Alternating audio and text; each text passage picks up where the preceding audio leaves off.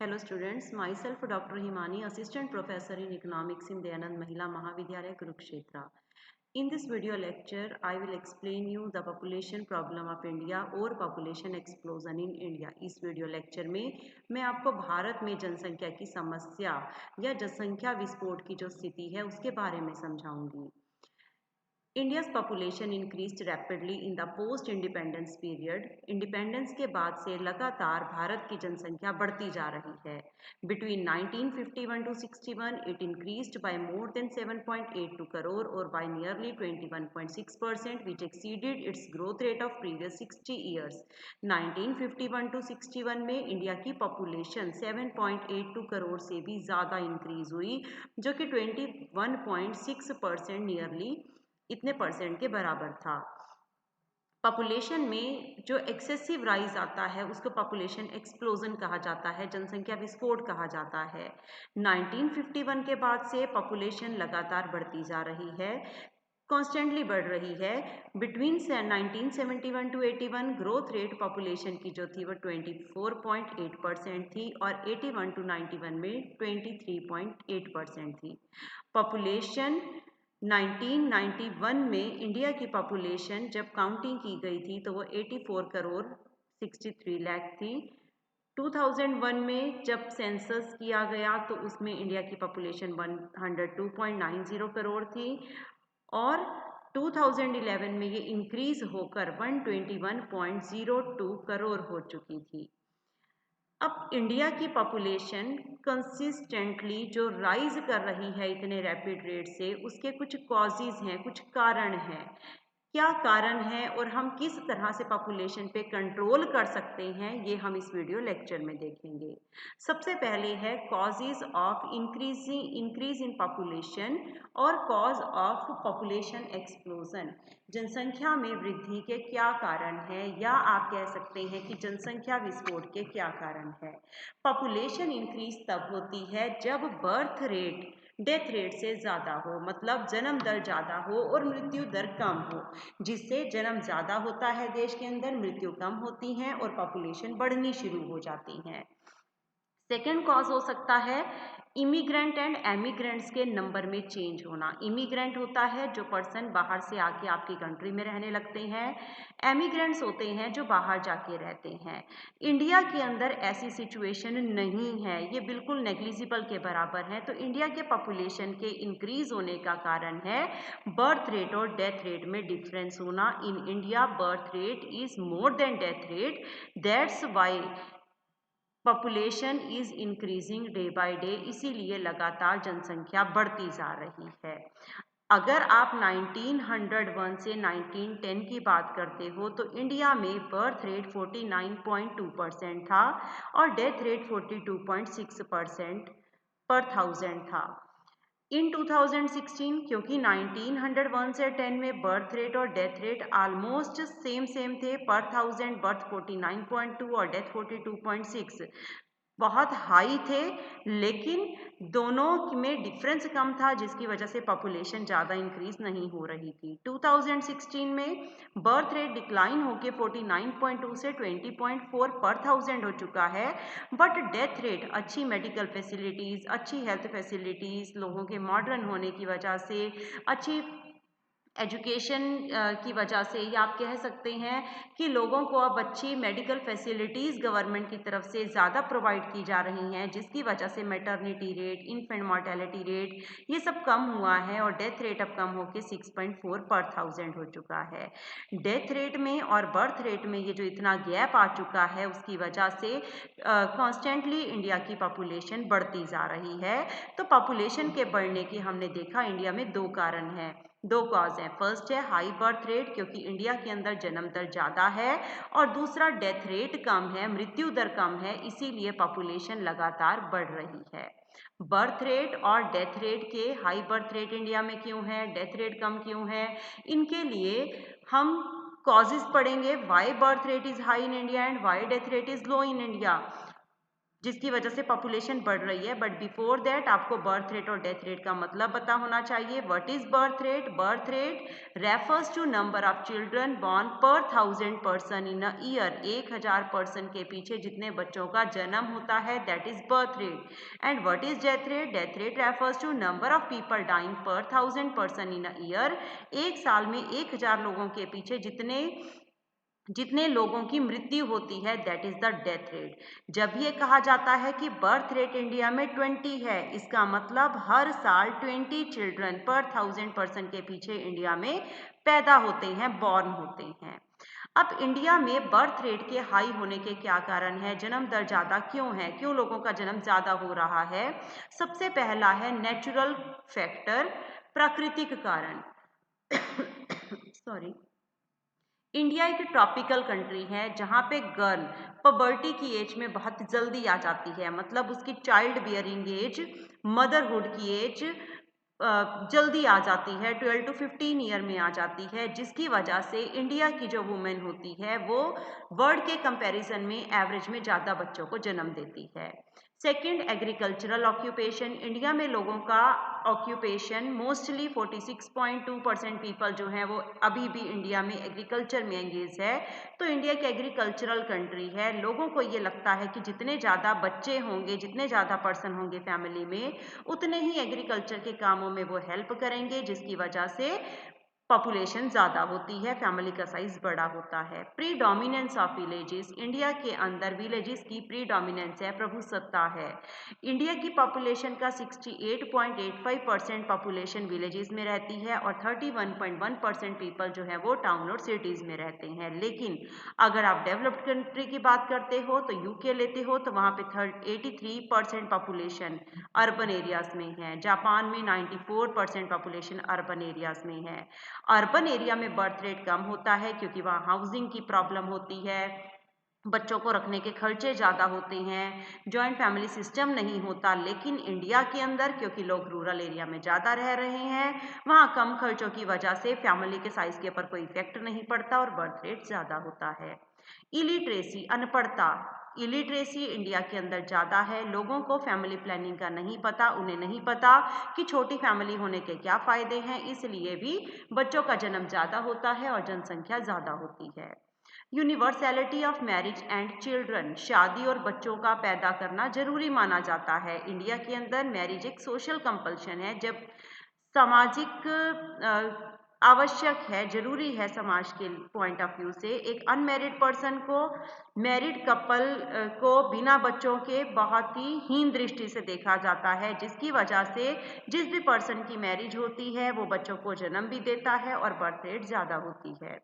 Early marriage. India के अंदर शादी का जल्दी हो जाना एक कॉमन फीचर है। ज़्यादातर गर्ल्स की मैरिज 18 to 25 की एज में कर दी जाती है, जिसकी वजह से उनकी चाइल्ड बियरिंग जो पीरियड होता है वो भी बढ़ जाता है, जिसकी वजह से पॉपुलेशन बढ़ती है। Effect of religion.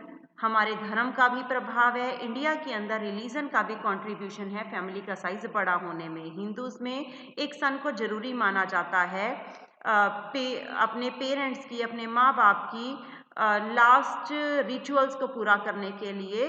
इसीलिए अगर एक फैमिली में 3, 4, 5 गर्ल्स भी हो जाती हैं तो सन के डिज़ायर में वो लोग चाइल्ड को प्रोड्यूस करते रहते हैं। Communal thinking. लोगों की सोच जो है वो कम्युनल है। इंडिया में कम्युनल फीलिंग है। कई कम्युनिटीज़ और कास्ट जो है वो अपने नंबर को इंक्रीज करने के लिए सोसाइटी में, पॉलिटिकल उसमें अपने नंबर को बढ़ाने के लिए ज़्यादा से ज़्यादा मैरिजेस भी करते हैं, मल्टीपल मैरिजेस भी करते हैं और ज़्यादा बच्चों को जन्म देते हैं। फेटलिज्म। लोग अपने भाग्य पे ज़्यादा विश्वास करते हैं। उन्हें लगता है that children are considered as gift of god, कि बच्चे तो भगवान का गिफ्ट है, इसीलिए वो बर्थ कंट्रोल के मेथड यूज़ नहीं करते। पॉवर्टी है इंडिया में। पॉवर्टी, पुअर पर्सन है, उन्हें लगता है कि वो अपने जितने भी बच्चे होंगे वो फ्यूचर में उनकी हेल्प करेंगे, ज़्यादा से ज़्यादा जब अगर वो जॉब करेंगे, अर्न करके लेके आएंगे अपने सोसाइटी में या अपने फ्यूचर को सिक्योर करने के लिए वो ज़्यादा बच्चों को जन्म देते हैं। जॉइंट फैमिली सिस्टम है इंडिया के अंदर, इंडिया में जॉइंट फैमिली सिस्टम है, इसीलिए भी हाई बर्थ रेट है। जॉइंट फैमिली सिस्टम में सोशल सिक्योरिटी की कोई चिंता नहीं होती। जॉइंट फैमिलीज में बच्चों को पालना भी ईजी होता है, इसीलिए फैमिली के साइज के ऊपर कोई भी चेक नहीं किया जाता। लैक ऑफ रिक्रिएशनल फैसिलिटीज, मनोरंजन के साधनों की कमी है, इसलिए भी लोग ज़्यादा से ज़्यादा बर्थ देते हैं बच्चों को। हाई इन्फेंट मॉर्टेलिटी रेट, शिशु मृत्यु दर ज़्यादा है। लोगों को ये लगता है इंडिया के अंदर 2016 में इन्फेंट मॉर्टेलिटी रेट 34 पर 1000 था, 1000 में से 34 बच्चों की मृत्यु हो जाती थी। तो लोगों को ये लगता है कि अगर उनके बच्चों की, इन्फेंट मीन्स 0 to 1 ईयर के बच्चे की डेथ हो जाती है या इस डेथ रेट के ज़्यादा होने की वजह से भी वो ज़्यादा चाइल्ड प्रोड्यूस करते हैं। Lack of family planning, poverty और इग्नोरेंस की वजह से लोग फैमिली प्लानिंग के जो मेजर्स हैं वो यूज़ नहीं करते, जिसकी वजह से बर्थ रेट ज़्यादा होता है।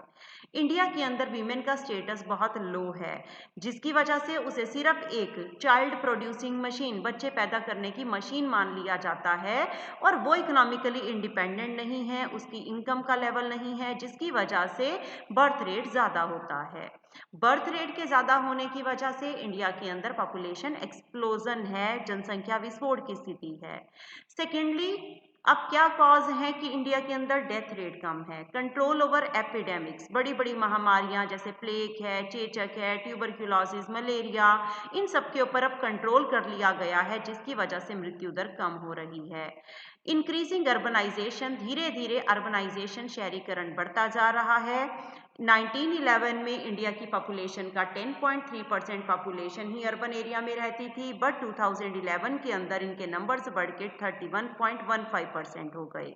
अर्बन एरिया में बच्चों को पालना ज़्यादा मुश्किल होता है, ज़्यादा खर्चीला होता है, जिसकी वजह से लोग कम बच्चे प्रोड्यूस भी करते हैं। साथ ही साथ अर्बन एरिया के अंदर हेल्थ फैसिलिटीज़ अच्छी होती हैं, हाइजीन, सैनिटेशन, ये सब बहुत अच्छा होता है, जिसकी वजह से डेथ रेट भी कम होती है। मोर medical facilities, day by day India के अंदर जब से आफ्टर इंडिपेंडेंस 5 ईयर प्लान बनने शुरू हुए तो इंडिया की अंदर मेडिकल फैसिलिटीज़ अब अच्छी इंक्रीज हो चुकी हैं। 2011 में नंबर ऑफ डॉक्टर इंडिया में 9.22 लैक्स थे और अगर आप पॉपुलेशन के अकॉर्डिंग देखो तो 1313 पर्सन के लिए एक डॉक्टर इंडिया में अवेलेबल है। 38,832 हॉस्पिटल्स और डिस्पेंसरीज इंडिया में है, जिसकी वजह से डेथ रेट कम हो रहा है। Late marriage, minimum eligible age जो मैरिज की है वो मेन के लिए 21 ईयर और वीमेन के लिए 18 फिक्स कर दी गई है, जिसकी वजह से डेथ रेट रिड्यूस होने लगा है। अब वीमेन एक पबर्टी की एज के बाद जाके चाइल्ड को बियर करती है और उसकी वजह से भी इन्फेंट मॉर्टेलिटी रेट और मैटरनल मॉर्टेलिटी रेट कम हो चुका है, डेथ रेट में इसलिए कमी आई है। फैसिलिटीज़ ऑफ मैटरनिटी होम, पहले मैटरनिटी होम्स नहीं होते थे, लेकिन अब ट्रेंड नर्सिस, डॉक्टर्स, मिडवाइफ्स ये सब हैं, जिसकी वजह से मैटरनिटी होम्स की वजह से भी डेथ रेट कम हुआ है। फेमाइन्स पे कंट्रोल कर लिया गया है। 1943 के बाद इंडिया में कोई भी बड़ा फेमाइन नहीं आया, जिसकी वजह से भी डेथ रेट कम रही। डिक्लाइन इन सोशल इविल, कई सामाजिक बुराइयां अब कम हो चुकी हैं, जैसे कि सती प्रथा था या ड्रगिंग ऑफ चिल्ड्रन था, जिसकी वजह से लोगों की डेथ हो जाती थी। तो इन सब में के कमी होने की वजह से भी डेथ रेट कम हुआ है। स्प्रेड ऑफ फीमेल एजुकेशन, अब फीमेल एजुकेट हो रही है। फीमेल एजुकेट होने की वजह से वो अपने बच्चे को अच्छी तरह से हाइजीनिक इन्वायरमेंट में रख सकती है, जिसकी वजह से डेथ रेट कम होता है। बैलेंस्ड डाइट, लोग अब nutritive balanced diet, safe drinking water लेने लगे हैं। गवर्नमेंट भी इनके ऊपर ज़्यादा अटेंशन पे कर रही है, जिसकी वजह से डेथ रेट कम हो रहा है।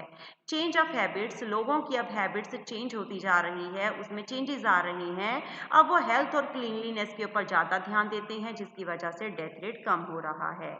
तो हमने देखा कि किस तरह से क्या क्या कॉजेज थे जिसकी वजह से इंडिया में बर्थ रेट बढ़ रहा है, डेथ रेट कम हो रहा है, लेकिन इन दोनों के मिसमैच होने की वजह से, इन दोनों में डिफरेंस बढ़ने की वजह से इंडिया की पॉपुलेशन लगातार बढ़ती जा रही है।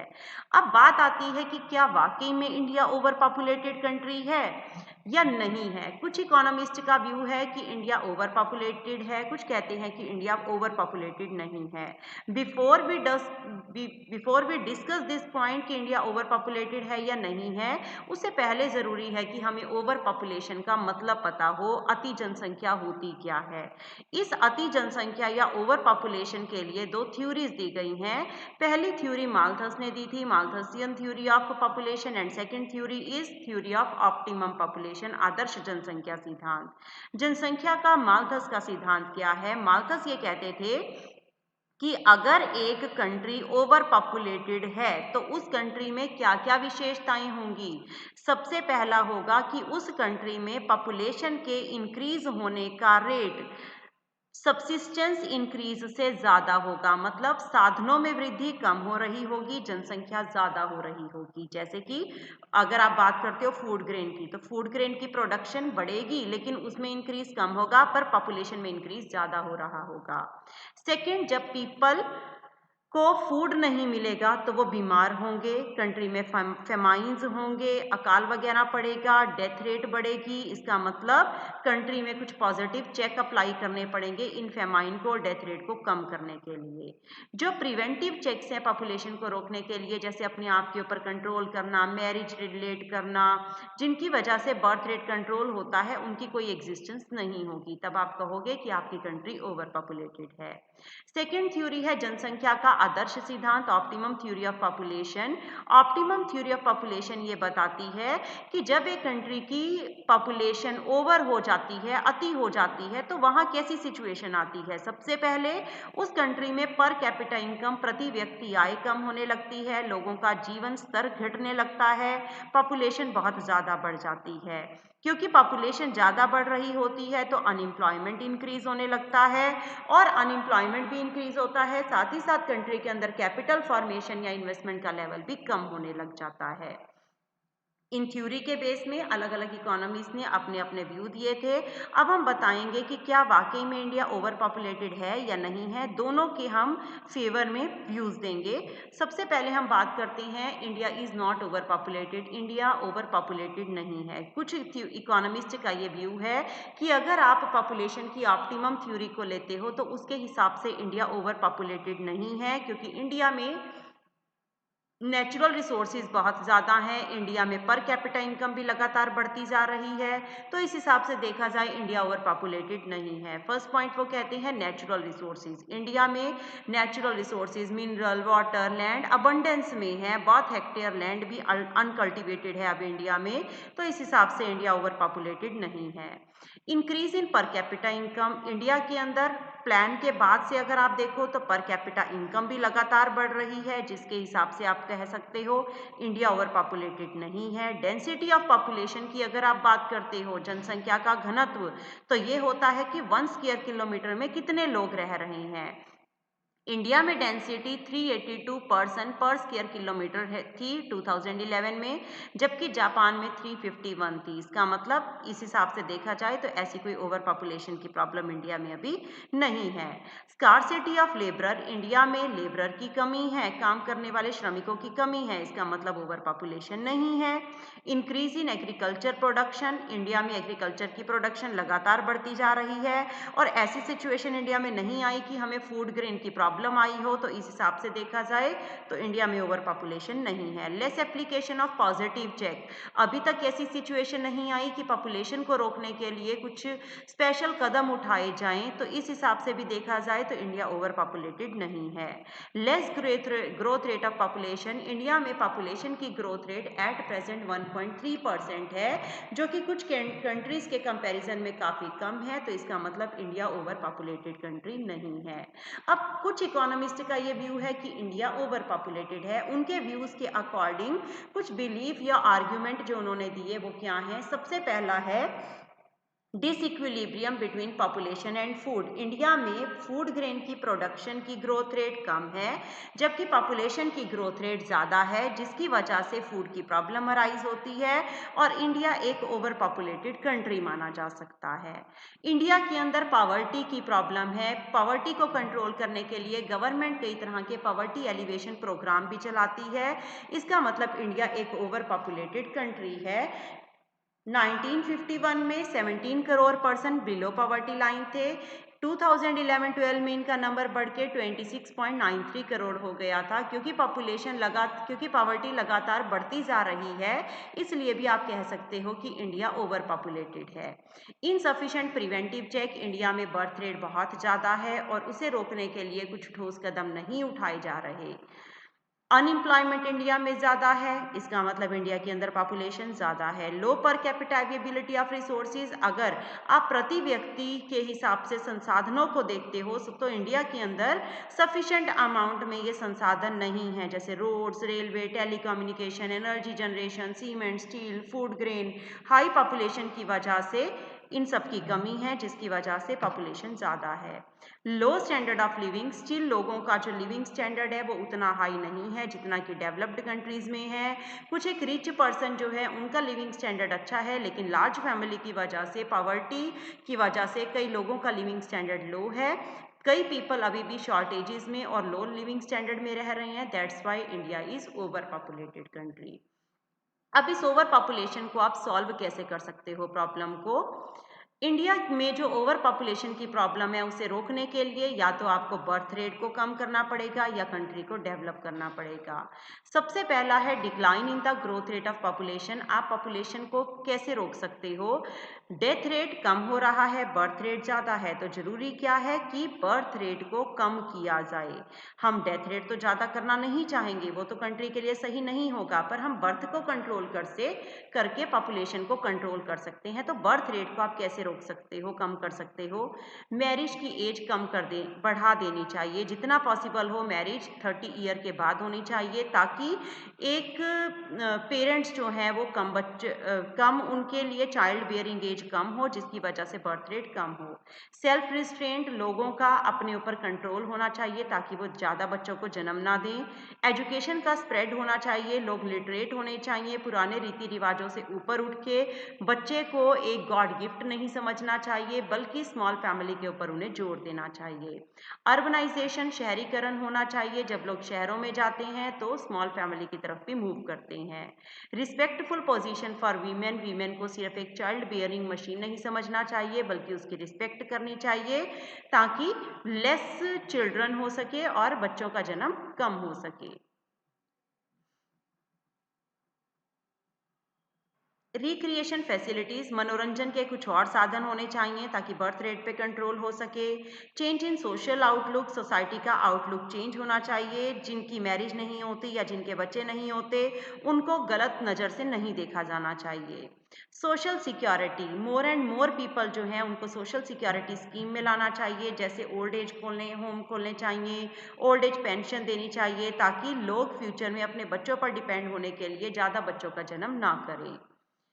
Further decline in infant mortality rate, infant mortality rate में और कमी होनी चाहिए ताकि लोग एक ही बच्चे को जन्म दे सकें। फैमिली प्लानिंग कंपलसरी होनी चाहिए।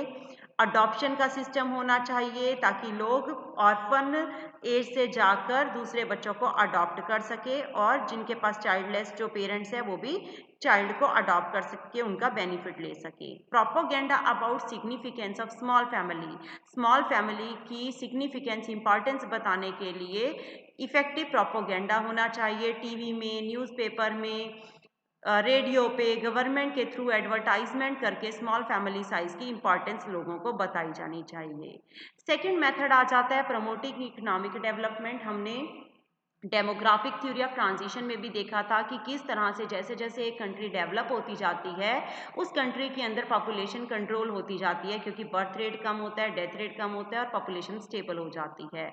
तो अगर हम अपनी कंट्री में इकोनॉमिक डेवलपमेंट लेकर आते हैं तो उसकी वजह से भी पॉपुलेशन पे हम कंट्रोल कर सकते हैं। डेथ रेट ऑलरेडी कम हो रही है, बर्थ रेट को कंट्रोल करके हम इंडिया की पॉपुलेशन को कंट्रोल कर सकते हैं। Thank you so much.